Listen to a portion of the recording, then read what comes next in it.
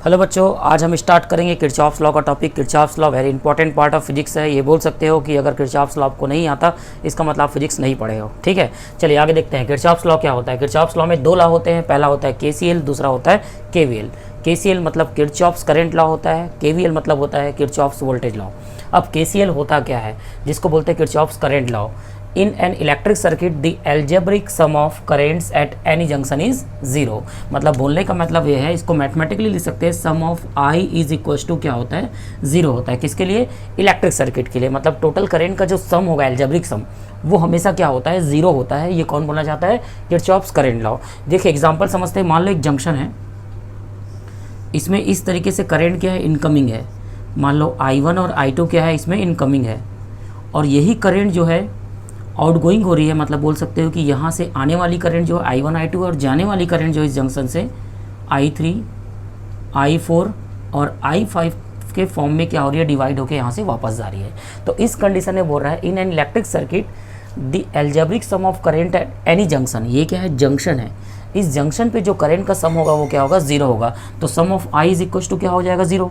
तो जंक्शन में देखा जाए तो मैं अगर आने वाली करंट को पॉजिटिव लेके चलता हूँ तो जाने वाली क्या हो जाएगी, नेगेटिव, है ना भाई। डायरेक्शन अपोजिट है, करंट का डायरेक्शन चेंज होने से प्लस और माइनस क्या होते हैं, चेंज हो जाते हैं। ठीक है, तो इनका एल्जेब्रिक सम क्या हो जाएगा, sum of I is equal to zero. अगर मैं इसी को एल्जेब्रिक सम के हिसाब से लिखूँ तो ये हो जाएगा I1 plus I2 plus minus I3 plus minus I4 plus minus I5 is equal to zero. मतलब सभी करंट का जो एल्जेब्रिक सम है वो क्या होगा, इक्वल होगा, मतलब जीरो होगा। ठीक है, अब आगे देखिए, I1 plus I2 is equal two plus minus minus plus minus minus plus minus minus transfer करेंगे तो ये क्या हो जाएगा, प्लस हो जाएगा। I3 plus I4 plus I5। तो इसका मतलब बोल सकते हैं किसी जंक्शन पे जो इनकमिंग करेंट होगा वो आउटगोइंग करंट के क्या होगा, इक्वल होगा। इसका मतलब किसी जंक्शन पे जितनी करंट आएगी उतनी ही करंट वापस भी जाएगी, ये बोल सकते हैं। पर एकदम सिंपल लैंग्वेज में बोल सकते हैं, incoming current is equal to outgoing current. जैसे मान लो 5 एम्पियर करंट आ रही है यहाँ से, जैसे यहाँ पे 2 एम्पियर बन के यहाँ पे 3 एम्पियर, टोटल कितनी आई, 5 एम्पियर। वापस जाएगी तो हो सकता है ऐसा हो सकता है 2 2 1 के फॉर्म में, मतलब 5 ही वापस जा रही है। तो प्लस 5 माइनस 5 का सम क्या हो जाएगा, जीरो हो जाएगा। समझ में आ गया? तो जितनी करंट आएगी उतनी करंट क्या होगी, वापस भी जाएगी। This is called Kirchhoff's current law.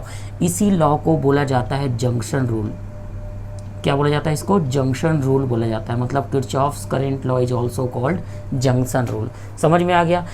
जैसे यहाँ पे अपन एग्जाम्पल लेके चलते हैं। एग्जाम्पल में आप देख सकते हैं, इस तरीके से मैंने एक सर्किट बनाया, एक वायर की। ठीक है, यहाँ से 8 एम्पियर की करंट क्या हो रही है, पास हो रही है, और यहाँ से 3 एम्पियर करंट क्या हो जा रहा है, डिवाइड हो रहा है। तो उस स्थिति में यहाँ से कितनी करंट पास होगी अपने को कैलकुलेट करना है। तो देखिए, यहाँ से 8 एम्पियर करंट इस जंक्शन पे आ रही है, यहाँ से 3 एम्पियर करंट क्या हो रही है, यहाँ से 3 एम्पियर करंट में डिवाइड हो गई। तो इस कंडीशन में यहाँ पे कितना करंट होगा, 8 माइनस 3, मतलब कितना एम्पियर आ गया यहाँ पे, 8 minus 3 is equal to 5 ampere. मतलब यहाँ से जो करंट जाएगी वो कितनी एम्पियर की होगी, 5 एम्पियर। अब देखिए 3 एम्पियर आ गया, यहाँ भी ये 3 एम्पियर आ गया, और 5 और 3 मिलके क्या बन जाएंगे, 8 ampere. This is called junction rule. समझ में आ गया? तो जितनी करंट सर्किट पे आती है उतनी करंट क्या होती है, वापस भी चली जाती है। बट डायरेक्शन क्या होता है, दोनों का अपोजिट होता है। तो उस कंडीशन में ध्यान दीजिएगा, कहाँ पे प्लस लेना है, कहाँ पे क्या लेना है, माइनस लेना है। समझ में आ गया? तो आने वाली करंट को अगर पॉजिटिव लेकर चलते हो, जाने वाली करंट क्या हो जाएगी, नेगेटिव हो जाएगी। मतलब अगर current A to B flow हो रही है तो A टू B में अगर इसकी वैल्यू 5 एम्पियर है और इसको अगर B टू A फ्लो करते हैं तो इसकी वैल्यू हो जाएगी -5 एम्पियर। करंट के मैग्नीट्यूड में कोई चेंजेस नहीं आएगा। इसका मतलब बोल सकते हैं कि करंट का डायरेक्शन अगर चेंज हो रहा है तो प्लस और माइनस भी क्या होता है, चेंज हो जाता है। इसलिए मैंने इनकमिंग करंट को पॉजिटिव लिया और आउटगोइंग करंट को क्या लिया, नेगेटिव लिया। तो इसका बहुत बड़ा यूज़ है, कहीं से भी सर्किट में क्वेश्चन यहाँ से बन सकते हैं। तो आपको याद रखना पड़ेगा कि जंक्शन रूल क्या बोलता है, इस जंक्शन पर जितनी करंट आती है उतनी करंट क्या होती है, वापस भी जाती है। This is called junction rule, या बोल सकते हैं Kirchhoff's current law. Very important. इतना क्लियर हुआ? चलिए अब आगे बात करते हैं किरचॉफ्स वोल्टेज लॉ की। किरचॉफ सेकंड लॉ को बोला जाता है किरचॉफ्स वोल्टेज लॉ। अब किरचॉफ्स वोल्टेज लॉ में क्या होता है, एक लूप कंसिडर करना। वहाँ जंक्शन होता है, इसमें क्या होता है, लूप होता है। इसी को लूप रूल भी बोला जाता है। क्या बोला जाता है, लूप रूल। एक कंप्लीट लूप चाहिए तब ये अपन लॉ अप्लाई कर सकते हैं। ठीक है, अब इसका जो लॉ है वो दो अलग अलग तरीके में है, एक पोटेंशियल के टर्म में, दूसरा ईएमएफ और रेजिस्टेंस के टर्म में है। तो पहले अपन फर्स्ट समझ लेते हैं ना। Around any closed loop of a network the algebraic sum of changes in potential must be zero. मतलब बोलने का मतलब ये है कि चेंज इन पोटेंशियल जो होगा उसका जो सम होगा, समेशन, वो हमेशा क्या होगा, ज़ीरो होगा। तो ये अपना क्या हो गया, फर्स्ट पॉइंट।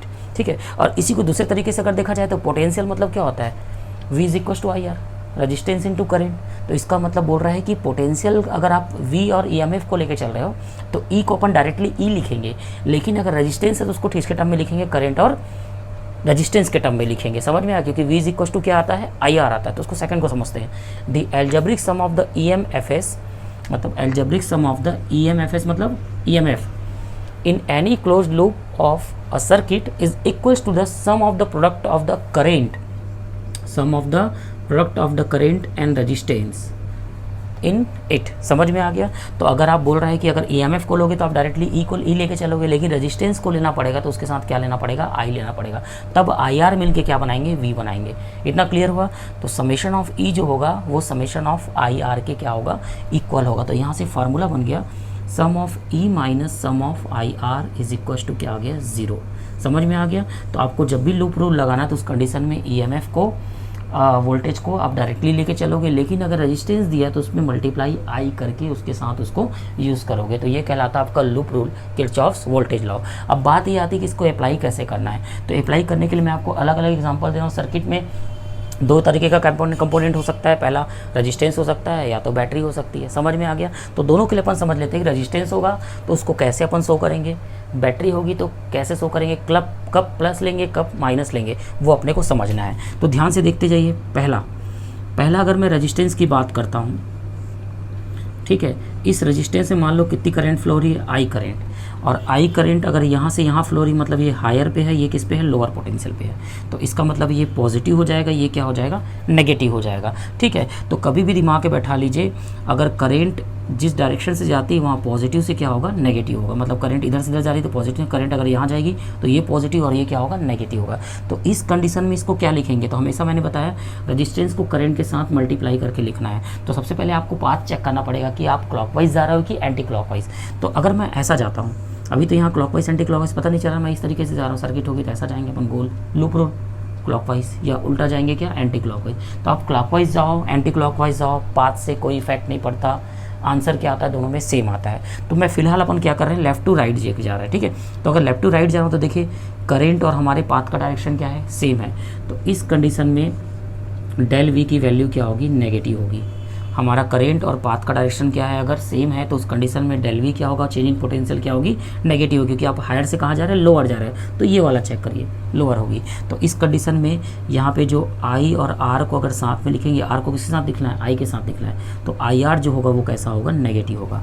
तो हमेशा दिमाग में बैठा लीजिए, अगर करंट और पाथ का डायरेक्शन सेम है तो रेजिस्टेंस को अपन शो कैसे करेंगे, माइनस IR से शो करेंगे, करंट इंटू रेजिस्टेंस और साथ में क्या लगा रहेगा, माइनस। ये पहला रूल। सेकंड जो है वो बोलता है, अगर फिर से आप सेम ऐसे लेते हैं, रेजिस्टेंस लेके चलते हैं, अब इस बार जो करंट है वो सेम आपकी ही डायरेक्शन में है, बट आपका जो पाथ है वो क्या हो गया, चेंज हो गया। ठीक है, तो अगर आपकी पाथ अगर चेंज हो रही है तो उस कंडीशन में क्या होगा, देखिए आप कहाँ से कहाँ जा रहे हैं, नेगेटिव से पॉजिटिव, तब यहाँ पे हो जाएगा प्लस IR।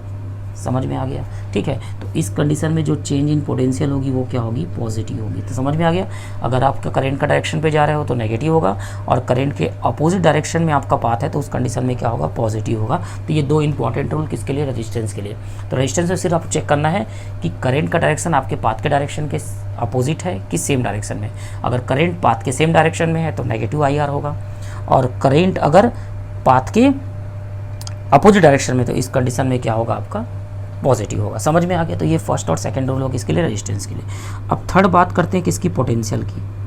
तो अगर मैं पोटेंशियल की बात करता हूँ तो पोटेंशियल के लिए यहाँ पे क्या लगाना पड़ेगा, बैटरी। ठीक, तो बैटरी की जब मैं बात करता हूँ तो देखिए ये नेगेटिव है, ये क्या है, पॉजिटिव है। तो बैटरी के लिए अगर आपका पाथ किधर है, इस साइड है, तो आप कहाँ से कहाँ जा रहे हैं, नेगेटिव से पॉजिटिव। तो इस कंडीशन में डेल V जो होगा वो क्या हो जाएगा, प्लस E हो जाएगा। डेल V क्या हो जाएगा, प्लस E। तो यहाँ पे सर्किट में लिखेंगे प्लस E। समझ में आ गया। तो हमेशा लास्ट वाला कंसिडर करोगे पाथ के अकॉर्डिंग, क्योंकि तो बैटरी है तो बैटरी में क्या है, अपने को सिर्फ ई को इंडिविजुअल लेना है, तो ई में सिर्फ माइनस और प्लस चेक करना है। तो अगर आप माइनस से प्लस की तरफ जा रहा है आपका पाथ, तो प्लस लेके चलेंगे प्लस ई, है ना, डेल वी की वैल्यू क्या हो जाएगी प्लस ई। और फोर्थ अगर मैं इसी को जस्ट क्या लेता हूँ, उल्टा लेता हूँ, जैसे ये बैटरी हो गई माइनस प्लस, और यहाँ पे मैं पाथ कैसा लेता हूँ, जस्ट ऑपोजिट था। अब कहाँ से कहाँ जा रहा है, आप प्लस से माइनस जा रहा है, तो ये लास्ट वाला कैसा है, नेगेटिव। तो यहाँ पे डेल वी की वैल्यू क्या हो जाएगी, नेगेटिव माइनस ई हो जाएगी, और यहाँ पे लेके चलेंगे माइनस ई लेके चलेंगे। इतना क्लियर हुआ। तो यहाँ पे प्लस ई हो जाएगा और यहाँ पे क्या हो जाएगा, माइनस ई। अगर नेगेटिव से पॉजिटिव का पाथ है तो पॉजिटिव ही होगा, और अगर पॉजिटिव से नेगेटिव का पाथ है तो क्या हो जाएगा, माइनस ई। तो समझ में आ गया। तो इसमें आपको करंट का डायरेक्शन देखना पड़ेगा, इसमें आपको करंट की डायरेक्शन देखने की जरूरत नहीं है, सिर्फ क्या देखना, आपको पाथ देखना है। तो पाथ के अकॉर्डिंग आप प्लस और माइनस ले सकते हैं। नेगेटिव से पॉजिटिव पाथ है तो प्लस ई होगा, और पॉजिटिव से नेगेटिव की तरफ पाथ है तो यहाँ पे क्या होगा, माइनस ई होगा। तो इस तरीके से अपन रेजिस्टेंस को समझ गए और बैटरी के ईएमएफ को समझ गए। अब बात आती है पोटेंशियल की।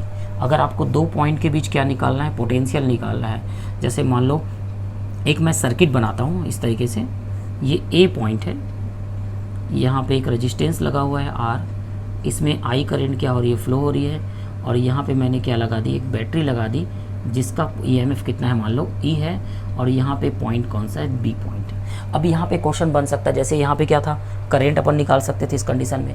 अभी यहाँ पे बोलेगा find the potential difference between, find potential difference between points A and B, points A and B. आपको ए और बी के पॉइंट के बीच क्या निकालना है, पोटेंशियल निकालना है। ये आपका रेजिस्टेंस का हो गया, ये आपका ईएमएफ। अब यहाँ पे क्या निकालना है, पोटेंशियल निकालना है। अब इसको भी चेक कर लेते हैं। आप ए से चलना स्टार्ट करते, ए और बी के बीच निकालना है। तो ए से जब चलना स्टार्ट करते तो ये समय हायर पोटेंशियल पे होगा, तो इसको अपन ले लेंगे प्लस वी ए। ठीक है, तो यहाँ पे प्लस वी ए हो गया। आगे बढ़ते जाते देखिए आई और आर, हमारा पाथ कैसा है, ऐसा है। अगर हमारा पाथ ऐसा है और करंट हमारे डायरेक्शन में, तो यहाँ पे क्या लिखेंगे, माइनस आई आर लिखेंगे। मैंने जस्ट अभी बताया आपको, अगर करंट हमारे पाथ के डायरेक्शन में है तो उस कंडीशन में क्या होगा, माइनस आई आर होगा। तो यहाँ पे आ जाएगा माइनस आई आर। अब आगे देखिए यहाँ पे, अब यहाँ पे कैसा, बैटरी में चेक करते हैं। अब बैटरी में कहाँ से कहाँ जा रहा है, नेगेटिव से पॉजिटिव। तो मैंने बताया था अगर आप बैटरी में नेगेटिव से पॉजिटिव जाते हैं तो यहाँ पे क्या होगा, प्लस ई होगा। तो यहाँ पे लिख देंगे plus E is equal to, अब इतने वोल्टेज, जैसे वी ए टोटल वोल्टेज था, अब यहाँ पे ये वाला वोल्टेज ड्रॉप हुआ, ये वाला वोल्टेज ड्रॉप हुआ, तो बचा हुआ वोल्टेज कितना होगा, यहाँ पे बचा हुआ वोल्टेज हो जाएगा वी बी। तो इसको लिख देंगे वी बी, मतलब वी ए में इतना वोल्टेज ड्रॉप हो गया, तो इतना वोल्टेज जैसे 10 वोल्ट था, 10 में 5 ड्रॉप हो गया, तो कितना 10 माइनस 5 इज इक्वल टू जो बचा हुआ कितना होगा, 5 होगा। तो ये एग्जांपल से इसको समझ सकते हो। तो वी ए था हमारा वोल्टेज, यहाँ पे माइनस आई आर ड्रॉप हुआ, प्लस ई हुआ, फिर आगे जो बचा है वी बी वो अपन यहाँ पे लिख देंगे। हमको निकालना क्या है, ए और बी के बीच वोल्टेज। तो वी ए इसको ट्रांसफ़र कर दीजिए, तो ये हो जाएगा माइनस वी बी, और इसको इधर ट्रांसफ़र करेंगे इन दोनों को, तो क्या हो जाएगा, आई आर माइनस ई। तो ये हो जाएगा वी ए बी की वैल्यू। तो ए और बी के बीच जो पोटेंशियल होगा कितना होगा, आई आर माइनस ई होगी। समझ में आ गया। तो यहाँ से आप क्या निकाल सकते हो, पोटेंशियल भी निकाल सकते हो। तो आपको ये जो पॉइंट्स मैंने बताए हैं बस उसको याद रखना है, यहाँ आसानी से आपके किरचॉफ सेकंड लॉ का क्वेश्चन बन जाएगा। तो ये था कॉन्सेप्ट। अब आगे अपन न्यूमेरिकल की भी प्रैक्टिस करेंगे कि किस तरीके से इस किरचॉफ के वोल्टेज लॉ को अपन अप्लाई कर सकते हैं और अप्लाई करके वैल्यू निकाल सकते हैं। तो आपको मैं फिर से रिपीट कर रहा हूँ, यहाँ पे देखिए सबसे पहला पॉइंट, अगर करेंट और पाथ का डायरेक्शन सेम है तो आपको आई आर की वैल्यू क्या लेनी पड़ेगी, नेगेटिव। आई आर क्यों ले रहे हैं, क्योंकि करंट को, रेजिस्टेंस को हमेशा करंट के साथ लेना है। ठीक है। सेकंड, अगर करंट और पाथ का डायरेक्शन क्या है, ऑपोजिट है, तो उस कंडीशन में क्या लेंगे, यहाँ पे प्लस आई आर लेंगे। इतना क्लियर हुआ। अगर बैटरी पे यार नेगेटिव से पॉजिटिव के डायरेक्शन में पाथ है आपका, बैटरी के नेगेटिव से पॉजिटिव के डायरेक्शन में पाथ है, तो आप यहाँ पे प्लस ई लेके चलेंगे सर्किट में। और अगर बैटरी पे आपका डायरेक्शन कैसा है, पाथ जो है पॉजिटिव से नेगेटिव की तरफ है, तो उस कंडीशन में क्या लेंगे, माइनस ई लेके चलेंगे। तो सब किस पे डिपेंड कर रहा है, पाथ पे डिपेंड कर रहा है। इतना क्लियर हुआ। और पोटेंशियल निकालने के लिए देखिए वी ए से स्टार्ट करते हैं, तो ए को पॉजिटिव लेके चलिएगा। इसका पोटेंशियल मान लो वी ए है, ठीक है, पॉजिटिव लेके चलेगा। जितना भी वोल्टेज ड्रॉप होगा माइनस प्लस पाथ के हिसाब से आप ले लेंगे, जैसा मैंने रूल में बताया है। और इज इक्वल टू जो भी पोटेंशियल बचा हुआ है is equal to V B ले सकते हैं। और आपको V A minus V B निकाला, तो V A minus V B की वैल्यू हो जाएगी क्या, आई आर माइनस ई हो जाएगी। तो यहाँ से V A minus V B की वैल्यू क्या कर सकते हैं, कैलकुलेट कर सकते हैं। इतना समझ में आया। तो ये था किरचॉफ्स का सेकेंड लॉ, जिसको बोलते हैं किरचॉफ्स वोल्टेज लॉ, या इसी को बोल सकते हैं लूप रूल। चलिए एक एग्जांपल देते हैं जिसमें लूप रूल कैसे लगाना वो मैं आपको सिखाऊंगा। ठीक है, चलिए देखिए यहाँ पे एक एग्जांपल दिया हुआ है, यहाँ पे E1 R1 E2 R2, यहाँ पे R3 दिया हुआ है। इसमें करे कि KVL कैसे लगाना ये अपने को सीखना है। किसके बारे में, केवीएल के बारे में अपने को सीखना है कि केवीएल कैसे अप्लाई करेंगे। सबसे पहले देखिए ये बैटरी लगी हुई है, मान लो इस बैटरी से कितनी करंट फ्लो हो रही है, I1 करंट क्या हो रही है, फ्लो हो रही है, ठीक। वैसे यहाँ भी बैटरी हो रही है, मान लो एज्यूम कर लिया मैंने I2 बैटरी, यहाँ से I2 करंट क्या हो रही है, फ्लो हो रही है। अब देखिए यहाँ से I1 आ रही है, यहाँ से I2 आ रही है, दोनों मिलके क्या बना लेंगे, I1 प्लस I2 बना लेंगे। समझ में आ गया, दोनों मिलके क्या बना लेंगे, I1 प्लस I2। आप चाहोगे तो I1 इधर ले लो, I2 इधर ले लो, यहाँ से I1 प्लस I2 लो, उससे कोई फ़र्क नहीं पड़ता। आपके आंसर में प्लस और माइनस का डिफरेंस आएगा। जैसे बुक में आंसर दिया आपका I1 इस साइड ले लिया उसने, तो हो सकता है मैंने I1 इधर लिया, बुक में इधर लिया I1, तो I1 की वैल्यू मान लो 2 एम्पियर आई और आपने इधर लिया तो वो आएगी -2 एम्पियर आएगी। इससे कोई इफेक्ट नहीं पड़ेगा। तो डायरेक्शन से समझ में आ जाएगा कि आपने इस डायरेक्शन में लिया तो आपका +2 एम्पियर आया, आपने इस डायरेक्शन लिया तो आपका क्या है, -2 एम्पियर आया। बट डायरेक्शन सही होना चाहिए आपका, उसके अकॉर्डिंग जैसा आपका आंसर है उसके अकॉर्डिंग आपका डायरेक्शन होना चाहिए, वो कोई गलत नहीं है, ठीक है। तो यहाँ पे देखिए मान लो मैंने I1 इधर ले लिया, यहाँ से I2 ले लिया, दोनों मिलके क्या बना लिया, I1 प्लस I2। अब इसमें लूप रूल कैसे लगाना है, तो मान लो मैं यहाँ पे कौन सा पाथ लेता हूँ, क्लॉकवाइज पाथ लेके चलता हूँ। आप चाहो तो एंटी क्लॉकवाइज भी ले सकते हो, आप क्लॉकवाइज भी, आपके ऊपर है वो, ठीक है। मैं इसमें क्या लेके चलता हूँ, क्लॉकवाइज लेके चलता हूँ। तो सबसे पहले देखिए यहाँ पे कौन कौन से लूप बनेंगे, A B C D E F। तो यहाँ पे मैं फर्स्ट लूप की बात करता हूँ, किसकी, फर्स्ट लूप में कैसे अपन लगाएंगे। फर्स्ट लूप मतलब हो गया A B C F A, A B C F A। इसमें कैसे अपन किरचॉफ्स का वोल्टेज लॉ लगाएंगे। सबसे पहले देखिए A से मैं चलना स्टार्ट करता हूँ, A में जाके ही मेरे को क्या करना है, एंड करना है। तो जब मैं A से चलना स्टार्ट करूँगा तो देखिए बैटरी का कौन सा टर्न है, पॉजिटिव से नेगेटिव। तो जब पॉजिटिव से नेगेटिव जाता है तो क्या लेते हैं, -E लेते हैं, मैंने बताया था। तो यहाँ पे हो जाएगा -E1। अब आगे देखिए आपका पाथ कैसा है, इधर है, और करंट किधर है, इधर है। तो अगर आपका पाथ का डायरेक्शन करंट का डायरेक्शन के क्या है, अपोजिट है, तो उस कंडीशन में आपको क्या लेना है, +IR लेना है। तो यहाँ पे हो जाएगा +I1R1 हो जाएगा। इतना क्लियर हुआ। देखिए आप इधर जा रहे हो लेकिन आपका करंट किधर जा रहा है, इधर जा रहा है, तो करंट और पाथ का डायरेक्शन क्या है, अपोजिट है, इसलिए यहाँ पे क्या होगा, +I1R1 होगा। मैंने रूल में आपको बता दिया है, ठीक। अब आगे बढ़ते हैं, बी पॉइंट पे आते हैं। बी के बाद सी पे कुछ भी नहीं है। अब आगे बात करते हैं किस पे, R2 पे। तो देखिए आपका पाथ कैसा है, ऐसा है आपका पाथ, और I2 का पाथ, I2 का डायरेक्शन दोनों क्या है, सेम है। तो उस कंडीशन में हो जाएगा -I2R2, क्योंकि यहाँ पे कितनी करंट फ्लो हो रही है, देखिए I2 करंट फ्लो हो रही है, ये वाली करंट यहाँ से जा रही है, मतलब यहाँ से भी जाएगी। तो यहाँ इस वाले ब्रांच में जो करंट है वो कितनी है, I2 है। तो यहाँ से देख सकते हैं अपन, जब यहाँ से स्टार्ट करेंगे अपन जाना, तो यहाँ से स्टार्ट करेंगे तो क्या होगा, आपका करंट और आपके पाथ का डायरेक्शन क्या है, सेम है। इसको आज थोड़ा बड़ा बनाते हैं ऐसा। तो आपका पाथ ये है और आपका करंट का ये डायरेक्शन, तो दोनों का डायरेक्शन क्या सेम है। तो यहाँ हो जाएगा -I2R2, ठीक। अब आगे देखते हैं, ये आगे बैटरी पे आते हैं। यहाँ से तो माइनस से कहाँ जा रहा है, बैटरी प्लस पे है, तो माइनस से प्लस मतलब लास्ट वाला क्या है, प्लस है। तो यहाँ पे प्लस लेंगे E2। आगे F के बाद A पे कुछ नहीं है, तो ये हो जाएगा =0। समझ में आ गया। तो यहाँ पे आ गया I1R1 -I2R2 E1, ये माइनस वाला प्लस हो जाएगा और माइनस हो जाएगा E2, इक्वेशन नंबर 1। तो ये आपको फर्स्ट लूप से फर्स्ट इक्वेशन मिल गया। इतना क्लियर हुआ। चलिए अब सेकंड लूप की बात करते हैं। अब सेकंड लूप पे आते हैं। सेकंड लूप कौन सा है, तो सेकंड लूप में ध्यान से देखिए, सेकंड लूप कौन सा है, FCDEF, FCDEF, ठीक है। कौन सा लूप, सेकंड लूप, FCDEF। चलिए F से स्टार्ट करते हैं, F से जाते हैं। देखिए बैटरी का टर्मिनल पॉजिटिव से नेगेटिव, तो क्या लेंगे, -E2 लेंगे। इतना क्लियर हुआ, -E2। अब आगे आते हैं R2 पे। तो देखिए R2 पे करंट क्या है, I2। तो हमारा पाथ और करंट का डायरेक्शन क्या है, अपोजिट है, तो इसलिए हो जाएगा यहाँ पे +R2I2। क्या हो जाएगा, +R2I2। इतना क्लियर हुआ। चलिए आगे सी पे आते हैं। सी के बाद देखते हैं डी पे आते हैं। डी के बाद देखिए आपका कैसा है, पाथ ऐसा है क्लॉकवाइज। तो इस तरीके से देखिए करंट इधर से आ रही है, तो आपके करंट का डायरेक्शन और पाथ का डायरेक्शन दोनों क्या है, अपोजिट है। तो करंट और पाथ का डायरेक्शन क्या है, अगर अपोजिट है तो क्या लेंगे, फिर से प्लस। यहाँ पे करंट देखिए कितना है, वोल्ट रेजिस्टेंस कितना हमारा R3, और करंट कितना यहाँ पे I1 + I2 है। इतना क्लियर हुआ। अब यहाँ पे देखिए ई पे आते हैं, यहाँ पे कुछ है क्या, नहीं है, तो ये अपना लूप कंप्लीट हुआ, =0। इतना समझ में आ गया, ठीक है। तो अब आगे देखिए यहाँ पे क्या ले लेंगे अपन, R2I2 R3I1। तो यहाँ सॉल्व करेंगे तो ये हो जाएगा R3I1 प्लस, यहाँ से देखिए R3I2, यहाँ R2I2 है, तो यहाँ पे हो जाएगा R2 + R3, और यहाँ से कॉमन निकल जाएगा I2 = -e2 को ट्रांसफर कर दीजिए तो क्या हो जाएगा +e2, इक्वेशन नंबर 2। तो इस तरीके से देखिए हमने इक्वेशन नंबर 1 और इक्वेशन नंबर 2 निकाल लिया। अब देखिए आपका जो क्वेश्चन रहेगा उसमें R1 R2 E1 E2 की वैल्यू दी रहती है। अननोन हो गया I1 I2, तो 2 वेरिएबल और कितने अननोन है, कितने इक्वेशन है, 2 वेरिएबल 2 इक्वेशन, तो यू कैन सॉल्व ईजिली। ठीक है, तो आप इसको आसानी से सॉल्व कर सकते हैं। समझ में आ गया? तो ये था मेथड था लूप रूल लगाने का। समझ में आ गया? तो करेंट और पाथ का डायरेक्शन अगर सेम है तो उस कंडीशन में रेजिस्टेंस को कैसा कंसिडर करेंगे, माइनस कंसिडर करेंगे। और अगर करेंट और पाथ का डायरेक्शन क्या अपोजिट हो गया तो उस कंडीशन में रेजिस्टेंस को कैसा कंसिडर करेंगे, प्लस में कंसिडर करेंगे, माइनस के यहाँ करेंट के साथ। समझ में आ गया? तो ये था आपका लूप रूल का एग्जाम्पल। अब इसी एग्जाम्पल को मैं फिर से लेके चलता हूँ, यहाँ पे ध्यान से देखिए अलग तरीके से। अब क्या लूँगा इस बार मैं, अभी क्या लिया था मैंने, क्लॉकवाइज लिया था। अब मैं इसको एंटी क्लॉकवाइज से बना के दिखाता हूँ आपको, ध्यान से देखिएगा। ये हमारा हो गया R1, ये हो गई E1, यहाँ पे हो गया E2, ये हो गई R2 और यहाँ पे आ गया क्या R3, ये यहाँ पे क्या आ गया R3 आ गया। अब देखिए यहाँ से कितनी करंट फ्लो हो रही है I1, यहाँ से कितनी करंट फ्लो हो रही है I2, दोनों मिले, दोनों मिलने के बाद क्या बना दिए I1 प्लस I2 बना दिए। इतना क्लियर हुआ? ठीक।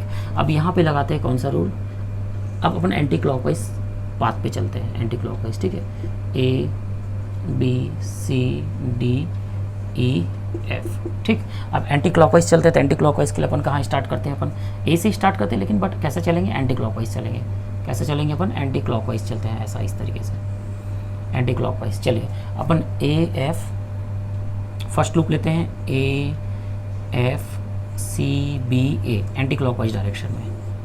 ठीक है, तो एंटी क्लॉकवाइज में A से स्टार्ट करते हैं, A और F के बीच कुछ है क्या, नहीं है। अब आगे देखते हैं ना, इसको मैं पूरा बना देता हूँ यहाँ से, ऐसा थोड़ा नीचे करते हैं इसको भी ऐसा। ठीक, अब देखिए यहाँ से जाते हैं अपन, अब हमारा करेंट का डायरेक्शन और करेंट कैसा हमारा I2 है, हमारा पाथ कैसा है, अपोजिट है। तो I2 और हमारे पाथ का डायरेक्शन क्या है, अपोजिट है। ठीक है, याद रखिएगा यहाँ पे। अब यहाँ से स्टार्ट करते हैं, F से चलना स्टार्ट करते हैं अपन, A से चलना स्टार्ट किए, F पे पहुँचे, कुछ नहीं है। अब आगे देखते हैं ये प्लस से माइनस, तो क्या लेंगे, माइनस लेंगे, तो यहाँ पे हो जाएगा -E2। इतना क्लियर हुआ? अब आगे देखते हैं इस पे आते हैं, तो इस पर करंट कहाँ जा रहा है, यहाँ जा रहा है। अपन अपना पाथ कैसा है, ऐसा है, तो हमारा पाथ और करंट का डायरेक्शन अपोजिट है, इसलिए क्या लेंगे, प्लस, तो ये हो जाएगा I2 R2। ठीक, आगे C पे आते हैं, कुछ नहीं है। फिर आगे देखिए B तक कुछ नहीं है, फिर आगे देखते हैं R1। तो अब देखिए हमारा पाथ कैसा है, ऐसा है।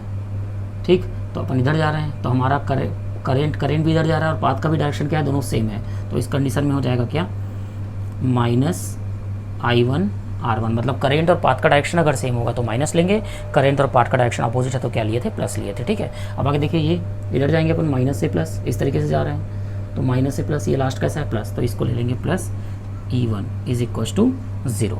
इतना क्लियर हो गया? तो चलिए आगे देखते हैं यहाँ पे क्या हो जाएगा, -I1 R1 को ट्रांसफर करते तो ये प्लस I1 R1 हो जाएगा, प्लस I2 R2 को ट्रांसफर करते तो ये हो जाएगा -I2 R2 हो जाएगा। ठीक, इज इक्वल्स टू यहाँ पे जो बचा उसको लिख दो, E1 बचा प्लस में और E2 बचा माइनस में, इक्वेशन नंबर 1। देखिए सेम है क्या? तो एंटी क्लॉकवाइज लो चाहे क्लॉकवाइज लो, उससे कोई इफेक्ट नहीं पड़ता, दोनों का आंसर क्या आता है, सेम आता है। आप चेक कर सकते हैं यहाँ पे। ठीक है, चलिए आगे अगला लूप देखते हैं। कौन सा है लूप, FEDCF, FEDCF की बात करते हैं। चलिए F से स्टार्ट करते हैं, F से E कुछ नहीं है, फिर R3 पे आते हैं। तो हमारा करंट कहाँ जा रहा है, इस डायरेक्शन जा रहा है, लूप भी अपना इधर है, तो करंट और लूप का डायरेक्शन पाथ क्या है, दोनों सेम है। करंट और पाथ का डायरेक्शन क्या है, सेम है, तो उस कंडीशन में हो जाएगा -I1 प्लस I2 और साथ में क्या हो जाएगा R3। समझ में आ गया? तो करंट और लूप का डायरेक्शन अगर सेम होगा तो क्या लेंगे, माइनस लेंगे। तो ये करंट है, ये लूप पाथ का डायरेक्शन है, मतलब जो लूप अपन ले रहा है, जिस लूप का पाथ ले रहा है अपन, तो करंट और पाथ का डायरेक्शन क्या है, सेम है, इसलिए क्या हो जाएगा यहाँ पे माइनस हो जाएगा। चलिए आगे चलते हैं, यहाँ पे डी पे आते हैं, डी से सेम में कुछ भी नहीं है। अब आगे यहाँ पे R2 पे आते हैं, तो देखिए आपका पाथ किधर है, इधर है, ऐसा, तो पाथ और करंट का डायरेक्शन सेम है, मतलब क्या हो जाएगा यहाँ पे माइनस हो जाएगा। तो -R2 -R2 क्या हो जाएगा, I2 के साथ, क्योंकि करंट भी इधर जा रहा है I2 और पाथ भी आपका कैसा है, उसी के डायरेक्शन में। चलिए आगे, अब यहाँ से बैटरी पे आते हैं, बैटरी नेगेटिव से क्या है, पॉजिटिव है, तो क्या लेंगे, लास्ट वाला पॉजिटिव लेंगे। इस कंडीशन में क्या लेंगे, लास्ट वाला पॉजिटिव लेंगे, तो ये हो जाएगा +E2। फिर आगे F पे कुछ है क्या, नहीं है, तो पूरा एक राउंड अपना कंप्लीट हुआ, लूप इज इक्वल्स टू 0। अब यहाँ पे देखिए सबसे पहले अपन सॉल्व करेंगे, क्या करते हैं यहाँ पे चेक करते हैं, I1 और R3 की वैल्यू की बात करते हैं। तो यहाँ पे देखिए -I1 और R3, तो तो ये हो जाएगा -I1R3। अब देखिए माइनस प्लस माइनस I2R3, और यहाँ क्या है R2 है, तो दोनों में R2 है, तो यहाँ से माइनस कॉमन लेते दोनों का, तो ये हो जाएगा R2 + R3, ठीक। और यहाँ बच जाएगा क्या I2, ठीक। अब ये क्या है प्लस E2 = 0। अब इन दोनों को ट्रांसफ़र कर देते हैं माइनस वाले को, तो माइनस वाले को जब ट्रांसफ़र करेंगे तो ये उधर जाके प्लस हो जाएगा, तो I1R3 फिर हो जाएगा प्लस R2 + R3 I2, और यहाँ बच जाएगा क्या E2, इक्वेशन नंबर 2। आप चेक कर सकते दोनों का सेम आ रहा है, I1R3 R2 + R3 I2, R2 + R2 R3, और यहाँ पे हो जाएगा I2, फिर ये E2 = E2। तो इस तरीके से आप किरचॉफ्स लॉ का लूप लगा सकते हो। तो आपको ये बेसिकली बताया इसलिए गया था क्योंकि कई लोग बोलते हैं कि सिर्फ क्लॉकवाइज चलना है, तो क्लॉकवाइज नहीं चलना भैया, अपने को दोनों चलना है। एंटी क्लॉकवाइज भी चल सकते हो, क्लॉकवाइज चल सकते हो, दोनों में आंसर क्या आएगा सेम आएगा। बस याद रखिएगा करेंट और पाथ का डायरेक्शन सेम है तो -IR लेंगे, करेंट और पाथ का डायरेक्शन क्या है अपोजिट है तो क्या लेंगे +IR लेंगे। और बैटरी डिपेंड करता है कि लास्ट वाला क्या है, नेगेटिव से पॉजिटिव जा रहा है बैटरी के तो पॉजिटिव होगा, पॉजिटिव से नेगेटिव की तरफ जा रहा है तो नेगेटिव होगा। इतना क्लियर है, बस इतना याद रखेंगे तो आसानी से आपके क्वेश्चन बन जाएंगे। तो ये था एक एग्जाम्पल। चलिए आगे एक क्वेश्चन देखते हैं। क्वेश्चन में क्या बोलना चाह रहा है देखिए, find the current through resistor 1 ओम, मतलब इस 1 ओम रजिस्टर से कितना करंट फ्लो हो रहा है ये अपने को कैलकुलेट करना है। तो ध्यान से देखिए, इसको सॉल्व करने के बहुत सारे मेथड्स हैं। आप कहीं से भी करंट ले सकते हो, कुछ भी ले सकते हो, क्लॉकवाइज चल सकते हो, एंटी क्लॉकवाइज चल सकते हो, आपके ऊपर है, ठीक है। चलिए अब यहाँ पे देखते हैं। सबसे पहले ये बैटरी लगी हुई, यहाँ से करंट फ्लो होगी, मान लो यहाँ से कितनी करंट फ्लो हो रही है I1 करंट फ्लो हो रही है। इतना क्लियर हुआ। यहाँ पे आते देखते हैं, मान लो ये वाली जो बैटरी है यहाँ पॉजिटिव टर्मिनल है, मतलब यहाँ से फ्लो कर दे। चलिए यहाँ से कितनी करंट फ्लो हो रही है, मान लो I2 करंट फ्लो हो रही है, आप चाहो तो इधर ले लो, ठीक है।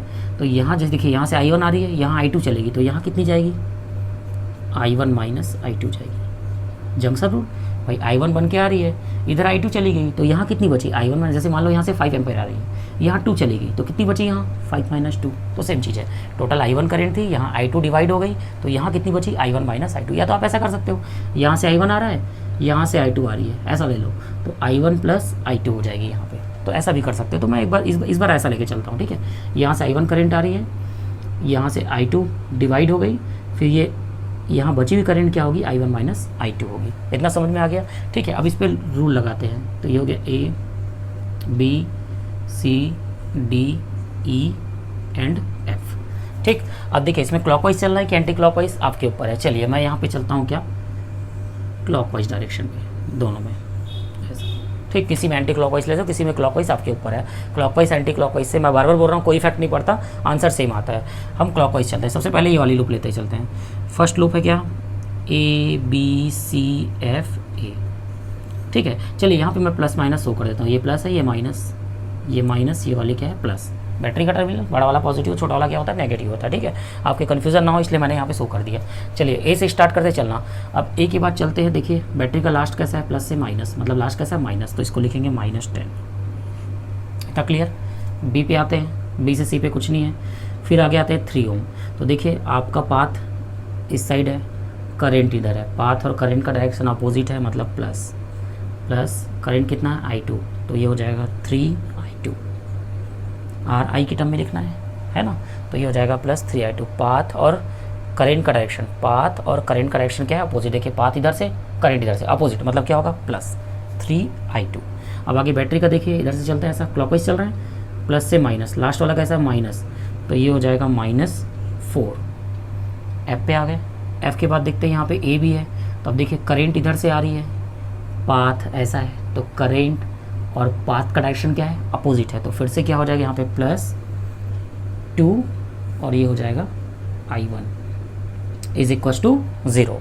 थोड़ा इसको सिस्टमेटिक लिख सकते हैं, 2I1 + 3I2 हो गया = -10 और -4 -14 ट्रांसफ़र कर दो, तो ये हो जाएगा +14, इक्वेशन नंबर 1। इतना क्लियर हुआ, ठीक। चलिए आगे सेकेंड लूप लगाते हैं। F C D E F, second loop कौन सा है F C D E F। F से स्टार्ट करते हैं। बैटरी नेगेटिव से पॉजिटिव क्या लेंगे पॉजिटिव, +4। आगे देखिए करंट I2 इधर जा रही है, पाथ भी हमारा ऐसा है, तो करंट और पाथ का डायरेक्शन सेम, मतलब क्या होगा -3 I2 -3 I2। आगे सी पे आते हैं, सी से डी पे कुछ भी नहीं है। अब आगे इधर देखते हैं, देखिए करंट यहाँ जा रही है, लेकिन पाथ कैसा है ऐसा, तो करंट और पाथ का डायरेक्शन क्या हुआ, अपोजिट, मतलब क्या होगा प्लस। प्लस क्या हो जाएगा, वैल्यू क्या है 1 और करंट कितना है I1 -I2 is equals to क्या 0। इतना क्लियर हुआ। चलिए आगे चेक कर लेते हैं इसको। प्लस I1, यहाँ पे देखिए -3 I2 प्लस माइनस -1 I2, तो -3 और -1 -4 I2 is equals to +4 transfer करता हूँ -4 इक्वेशन नंबर 2। ठीक, अब इसको सॉल्व करते हैं। देखिए यहाँ पे 2 है, यहाँ पे 2 एलिमिनेट कर देते हैं, है ना। तो इक्वेशन नंबर 1 क्या है हमारा 2I1 plus 3I2 is equals to 14। ठीक, अब इसमें मल्टीप्लाइंग इक्वेशन नंबर 2 बाय 1 में क्या करते हैं 1 का मल्टीप्लाई करते हैं, एंड 2 में किसका मल्टीप्लाई करते हैं 2 का मल्टीप्लाई कर देते हैं, समान हो जाएगा।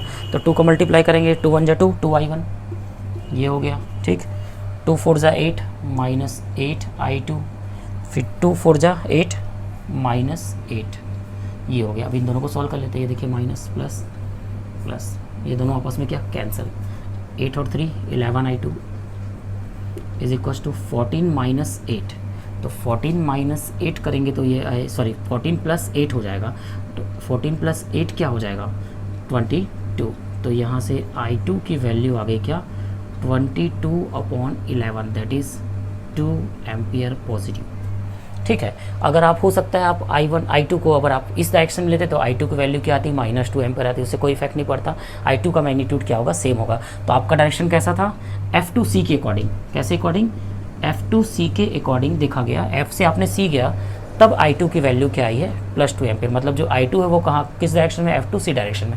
अगर आप I2 इधर लेते तो वो हो जाता C2F हो जाता, तो उस कंडीशन में वो -2 एम्पियर आंसर आता। आंसर सही, आपका मैग्नीट्यूड सेम रहेगा, बस डायरेक्शन के कारण प्लस माइनस क्या होगा चेंज हो जाएगा। तो ये I2 की वैल्यू होगी। अब इस I2 की वैल्यू कहाँ पुट कर देते हैं 1 में या 2 में पुट करिए। Put the value of I2 in equation number 2 में पुट करते देखिए I1 -4 I2 मतलब 2 हो गया। ठीक, इज इक्वल्स टू -4 सॉल्व करते हैं। I1 4 2 क्या हो गया 8, -4 पहले से -8 + 8 तो कितना आ गया I1 की वैल्यू आ गई 4 एम्पियर +4 एम्पियर। तो ये हो जाएगी I1 की वैल्यू। तो यहाँ पे आपका I1 की वैल्यू आ गई। तो I1 का डायरेक्शन क्या लिए B2A लिए, तब आया कब B2A डायरेक्शन पे ये किसकी वैल्यू आ गई I1 की वैल्यू आ गई। इतना क्लियर हुआ। ठीक, हमको निकालना है करेंट थ्रू रजिस्टर 1 ओम। तो यहाँ पे लिख सकते हैं current through resistor 1 ohm is equals to, तो देखिए 1 ओम रजिस्टर में कितना करंट फ्लो रहा है I1 माइनस I2 और डायरेक्शन कौन सा देखिए डायरेक्शन I1 माइनस I2 कौन सा है E2D, कौन सा डायरेक्शन E2D के लिए लेके चलते हैं। ठीक है, तो I1 माइनस I2 हो जाएगा E2D के लिए। तो E2D के लिए I1 की वैल्यू कितनी देखिए I1 की वैल्यू 4 और I2 कितना है 2, तो ये 4 - 2 तो कितना हो जाएगा 2 एम्पियर कब E2D डायरेक्शन के लिए। और D2A लेते तो क्या होता है ये आंसर माइनस में आता, समझ में आ गया। तो E2D के लिए आंसर कितना आया 2 एम्पियर आ गया। अब क्लियर हुआ। यहाँ से देखिए यहाँ से 4 एम्पियर की I1 की वैल्यू 4 एम्पियर है, चेक कर सकते हैं यहाँ पे 4 एम्पियर। I2 की वैल्यू कितनी आई 2 एम्पियर, तो यहाँ से 2 एम्पियर इधर डिवाइड हो गया, इधर से 4 एम्पियर आ रही, 2 एम्पियर डिवाइड इधर कितनी जाएगी तो 2 एम्पियर, इसलिए I1 माइनस I2 की वैल्यू कितनी आई 2 एम्पियर आई। तो इस तरीके से भी आप इसको समझ सकते हैं। समझ में आ गया, सब तरफ बैलेंस रहेगा, सब तरफ इक्वल रहेगा, आप आसानी से चेक कर सकते हैं। तो ये आपका मेथड था किरचॉफ्स लॉ का, जिससे अपन करंट की वैल्यू निकाल सकते हैं। समझ में आ गया, इतना क्लियर है सबको। चलिए मान लो इसी क्वेश्चन में बोलता है find the potential difference between the points F and C. F और सी पॉइंट के बीच क्या निकालिए पोटेंशियल निकालिए बोल देता है। अब कैसे करेंगे, तो यहाँ पे सबसे पहले एक काम करिए, एफ और सी को यहाँ पे बना लीजिए, फिर से कन्फ्यूज़न ना हो इसलिए मैं फिर से इसको बनाता हूँ। एफ हो गया यहाँ पे और ये सी पॉइंट हो गया। ठीक है, ये कितना ओम का रजिस्टर है 3 ओम का रजिस्टर है यहाँ पे, और ये हो गया 4 वोल्ट। ठीक है, और यहाँ से I2 करंट क्या हो रही है फ्लो हो रही है। हमने सॉल्व किया, I1 की वैल्यू 4 एम्पियर आ चुकी है, I2 2 एम्पियर और I1 माइनस I2 2 एम्पियर, मतलब ये वाली ब्रांच में करंट कितनी है 2 एम्पियर की करंट है, ये हमने सॉल्व कर लिया। चलिए ठीक है, अब देखिए एफ और सी के बीच निकालना है, तो यहाँ से एफ टू सी चलते हैं अपन। तो एफ क्या हो जाएगा, मान लो इसका पोटेंशियल कितना है, V F, positive V F, तो यहाँ पे लिखेंगे plus V F higher potential, उसमें वोल्टेज ड्रॉप यहाँ पे देखिए माइनस प्लस, तो ये हो जाएगा +4। ठीक, रजिस्टर करंट हमारे डायरेक्शन में मतलब -3 × I2, और I2 की वैल्यू कितनी आ गई है, 2 एम्पियर। तो हमारे डायरेक्शन में तो क्या होगा, माइनस होगा, पाथ और करंट का डायरेक्शन क्या है, सेम है, इसलिए यहाँ पे क्या होगा, माइनस होगा, -3 I2 मतलब 3 × 2, इतना वोल्टेज क्या हो गया, ड्रॉप हो गया। तो VF में इतना वोल्टेज क्या हो रहा है, ड्रॉप हो रहा है, तो बच गया कितना वोल्टेज, = VC। तो यहाँ पे जो वोल्टेज बचेगा उसको अपन यहाँ पे लिख देंगे VC, मतलब VF से अपन स्टार्ट किए थे पोटेंशियल, ये वोल्टेज ड्रॉप हो गया, ड्रॉप होने के बाद बचा हुआ वोल्टेज कितना है, VC। तो यहाँ पे VF प्लस को ट्रांसफर कर दो, -VC = क्या हो जाएगा, देखिए इसको +4 को ट्रांसफर करिए, -4, 3 2 जा 6, -6 ट्रांसफर करिए, +6, तो 6 - 4 कितना हो जाएगा, 6 - 4 2 वोल्ट। तो F एंड C के बीच जो वोल्टेज होगा वो कितने वोल्ट का होगा, 2 वोल्ट का होगा, मतलब इस पॉइंट से लेके इस पॉइंट के बीच का वोल्टेज कितना वोल्ट होगा, 2 वोल्ट का होगा। इतना समझ में आया, तो ये जल्दी से नोट कर लीजिए, वेरी इंपॉर्टेंट। यहाँ से पोटेंशियल भी अपन निकाल सकते हैं, अगर करंट निकालने बोलेगा तो करंट का मैंने आपको पहले ही बता दिया, और आगे आप अगर पोटेंशियल निकालने के लिए बोलता तो आप ये मेथड लगा के पोटेंशियल भी कैलकुलेट कर सकते हैं। इतना क्लियर है, जल्दी से तो नोट कर लीजिए, वेरी इंपॉर्टेंट, यहाँ से आप पोटेंशियल भी निकाल सकते हो। इतना क्लियर है बच्चों, उम्मीद है किरचॉफ्स लॉ को बहुत अच्छे समझ में आया होगा। आज हमने किरचॉफ्स लॉ का दोनों पार्ट कंप्लीट किया, KVL और KCL भी। इतना क्लियर है, ठीक है। आपको ये 2 क्वेश्चन मैं प्रैक्टिस के लिए दे रहा हूँ, जिनसे बन जाएगा वो कमेंट बॉक्स में कमेंट कर सकते हैं। अगर नहीं बनेगा फिर भी बताइएगा कि हमसे नहीं बन पाया, तो मैं नेक्स्ट लेक्चर में इसको सॉल्व करा दूंगा आपको, ठीक है। तो याद रखिएगा, ये 2 क्वेश्चन सॉल्व कर लेते हैं। ये NCERT का क्वेश्चन है, 3 लूप वाला क्वेश्चन है, मेथड वही लगाना है, सॉल्व करने का तरीका भी वही होगा। आपको बस चेक करना है, यहाँ पे 3 लूप है तो 3 लूप में 3 अलग अलग पाथ बनेंगे, first, second and third path, तो उसके अकॉर्डिंग आप इसको सॉल्व कर सकते हो। तो कमेंट बॉक्स में मेरे को बता सकते हैं, अगर आपसे नहीं बनता है तो कमेंट कर दीजिएगा, मैं वहाँ पे आपको क्लियर कर दूँगा। अगले लेक्चर में मैं इसको फिर से सॉल्व कराऊँगा कि ये कैसे सॉल्व होगा। अगर नहीं बनता है तो बिल्कुल मैं आपको सॉल्व कराऊँगा। तब तक के लिए मेरी वीडियो को शेयर और सब्सक्राइब करना ना भूलें। Thank you so much.